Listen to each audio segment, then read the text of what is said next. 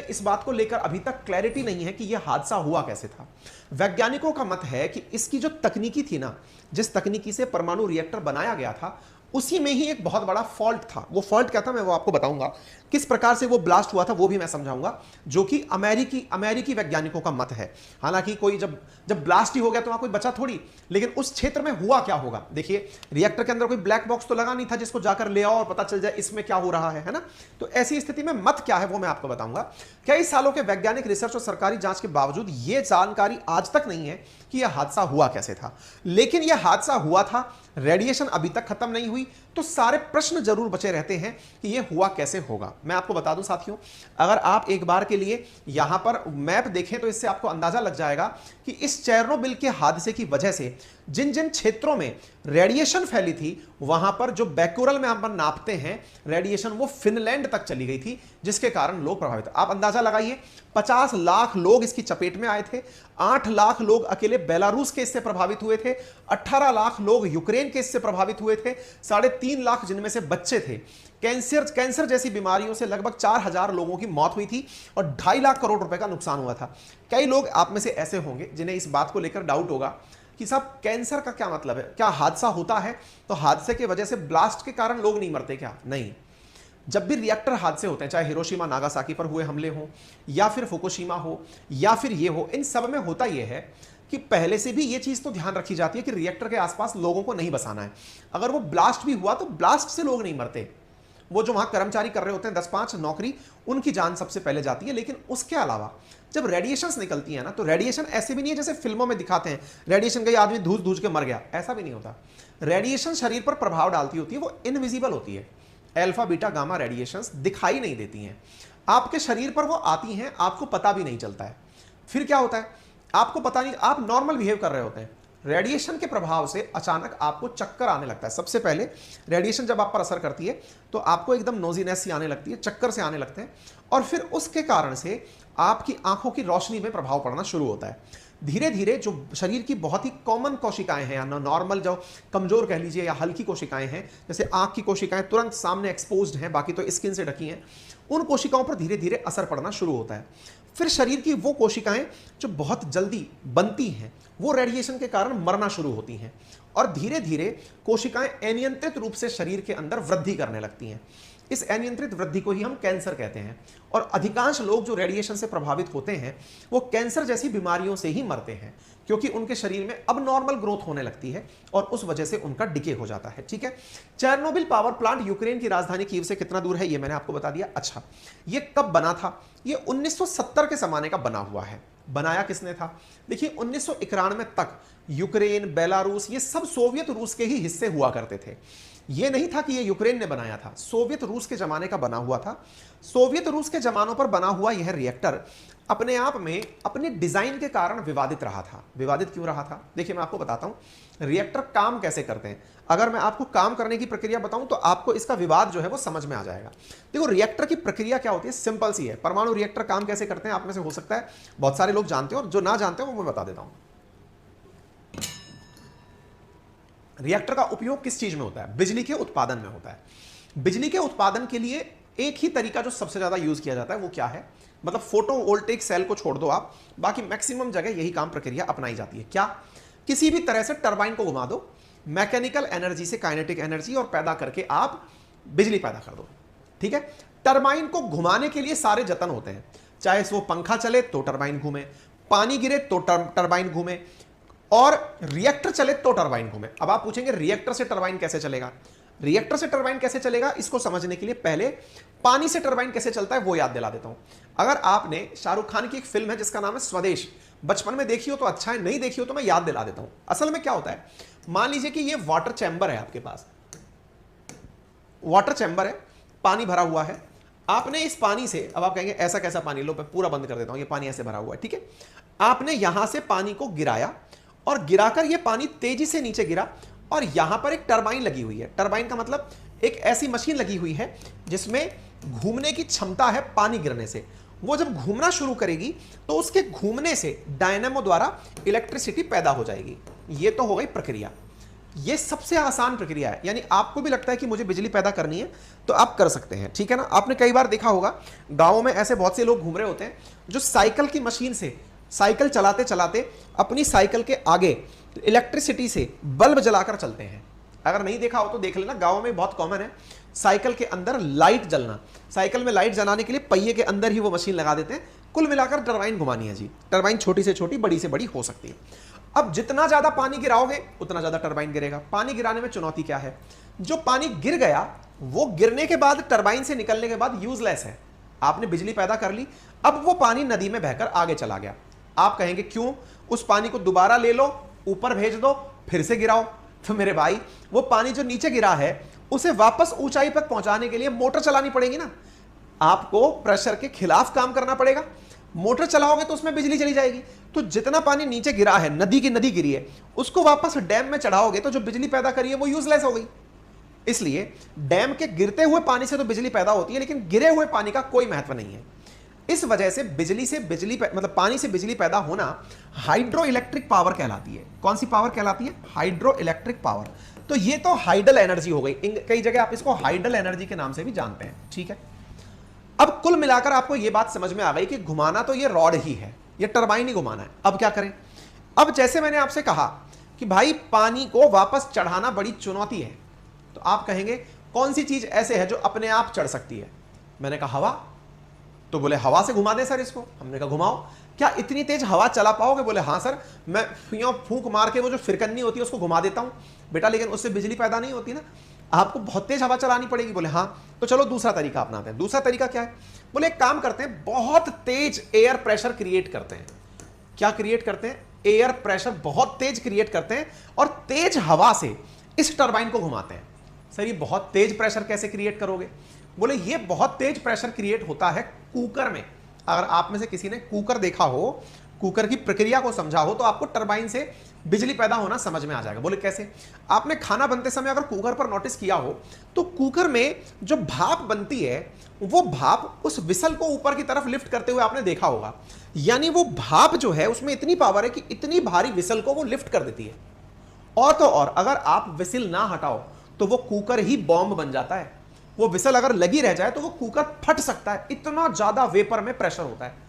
वो वेपर जब पानी में थी तब कुछ नहीं उखाड़ पा रही थी, अगर वही वेपर अगर लगी रह जाए ढक्कन पर और ढक्कन खुल ना पाए तो वो कुकर ही फट जाता है। कई जगह आपने सुर्खियां सुनी होंगी। बोले हाँ। तो अब पैदा करते हैं वेपर।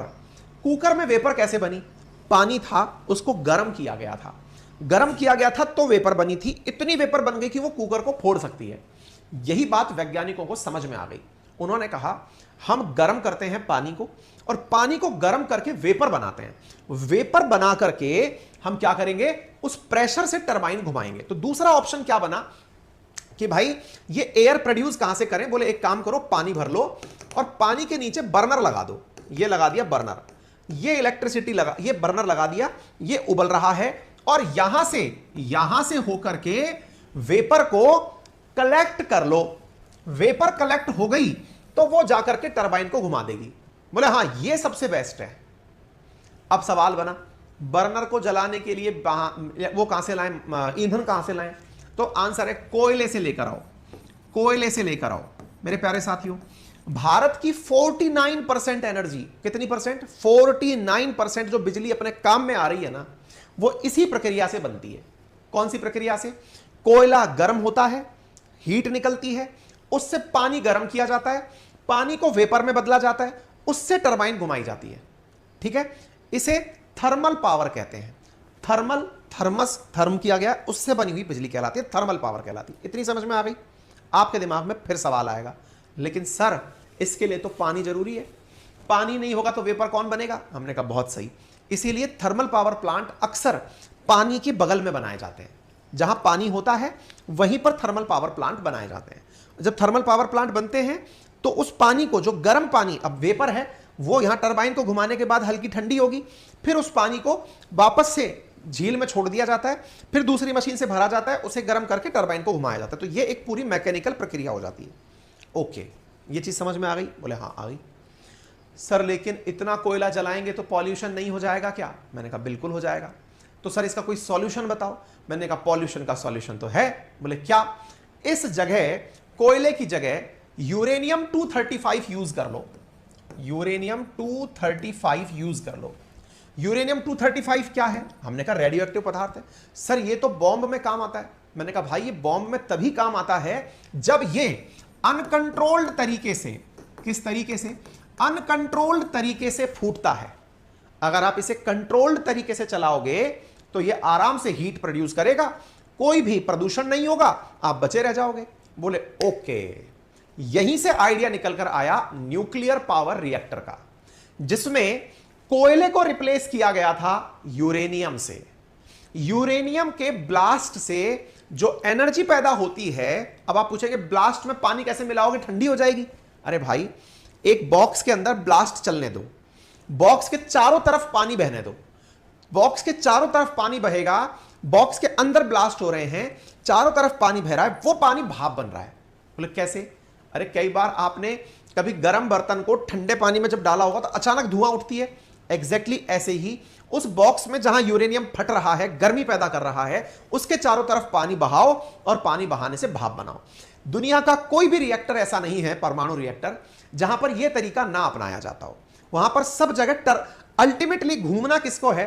टरबाइन को घूमना है। मैंने आपको nuclear reactor, power reactor, thermal reactor सब समझा दिए, ठीक है? तो फिर गति की दिक्कत क्या हुई रूसियों के साथ, बताता हूं। असल में जो ये रिएक्टर के अंदर यूरेनियम आपने डाला, इसको कंट्रोल करने के दो तरीके थे। क्या तरीके थे? तरीका यह था कि यूरेनियम को कंट्रोल करने के लिए कई बार कंट्रोल में भी हैवी वाटर डाल दिया जाता है। हैवी वाटर मतलब इसकी गति को नियमित करने के लिए हैवी वाटर डाल दिया जाता है। और कई जगह कंट्रोल रॉड डाल दी जाती है यूरेनियम की अभिक्रिया को कंट्रोल करने के लिए। रूसियों ने यूरेनियम की अभिक्रिया को कंट्रोल करने के लिए रॉड डाली हुई थी। बोले अच्छी बात है। रॉड इलेक्ट्रिसिटी से चलती हैं, जो कि इसमें बने हुए अपने प्रोटॉन इलेक्ट्रॉन इनको सोखती रहती हैं, जिससे अभिक्रिया अनियंत्रित ना हो। बोले ठीक है। रूसियों ने क्या किया? चेरनोबिल हादसे में उस रॉड से लगे हुए बिजली के कनेक्शन को बंद कर दिया।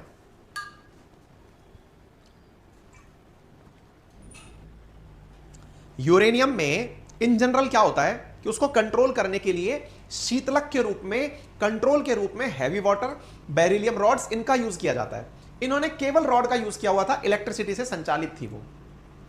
रेगुलर मरम्मत के नाम पर किसी बुद्धिजीवी ने उन रॉड से जुड़े हुए कनेक्शन को ऑफ कर दिया। रिएक्टर तो चल रहा है, लेकिन अच्छा माफी चाहूंगा, रिएक्टर तो बंद है। रिएक्टर बंद है? जी हां, बिजली का उत्पादन बंद है क्योंकि बिजली चेक हो रही है। अच्छा, लेकिन वो महामानव ये भूल गया कि बटन बंद करने से यूरेनियम का फटना बंद नहीं हो जाता। यूरेनियम का फटना अगर बटन बंद करने से रुक जाता तो इतना महंगा खर्चा करने की जरूरत क्या थी? और हुआ यही चेरनोबिल के अंदर।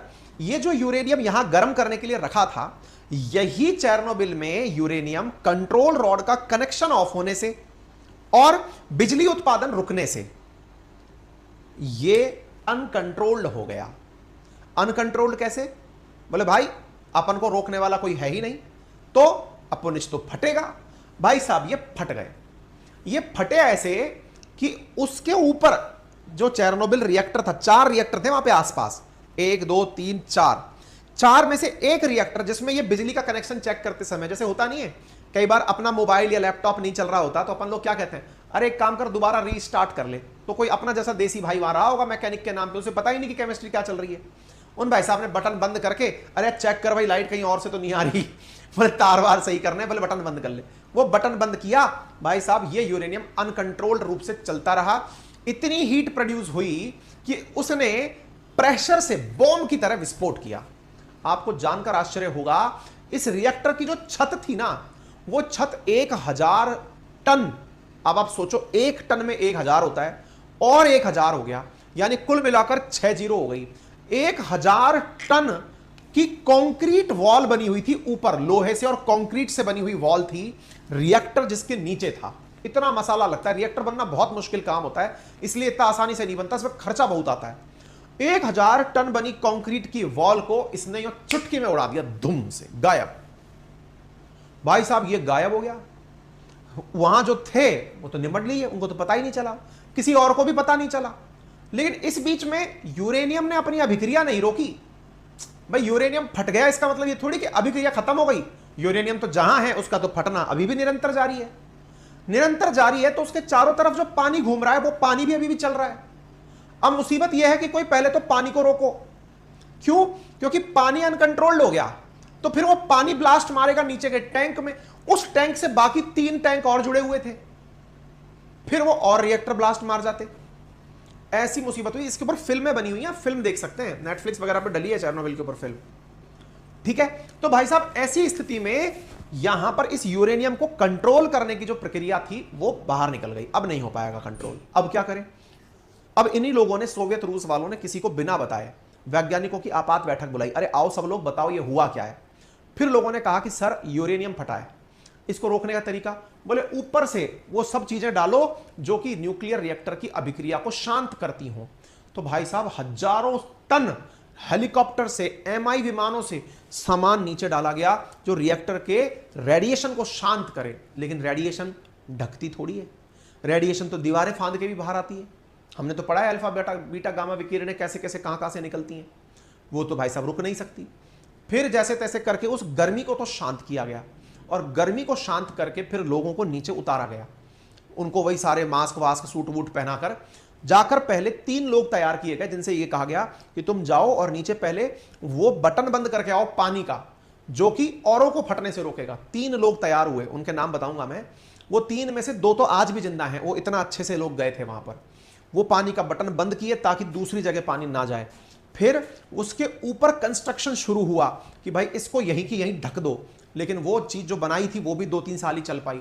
फिर यूक्रेन के हिस्से में आ गया वो चेरनोबिल। फिर यूक्रेन वालों ने उसके ऊपर एक बहुत भव्य सी, जो मैंने आपको दिखाई थी ना दीवार वाली जो बिल्डिंग है, वो बनाई। अभी रेडिएशन उसके भीतर घुसी हुई है। उसको अगर वो दीवार कभी कल को फट गई, उसकी एक उम्र होती है, और वो फट गई तो आगे का मामला भी फट जाएगा। ये था चेरनोबिल हादसा, मैंने कहानी के रूप में सुना दिया है। बाकी आप लोग अगर जामच न देखो, ये सारी प्रक्रियाएं थी जो मैंने आपको बोल के सुना दी है। इस तरह से स्टीम बनती है, टरबाइन घूमती है, ऐसे कूलिंग टावर बनता है जिसमें से ये सारी इलेक्ट्रिसिटी पैदा होकर आती है। ठीक है, ठीक है साहब। तो ये आप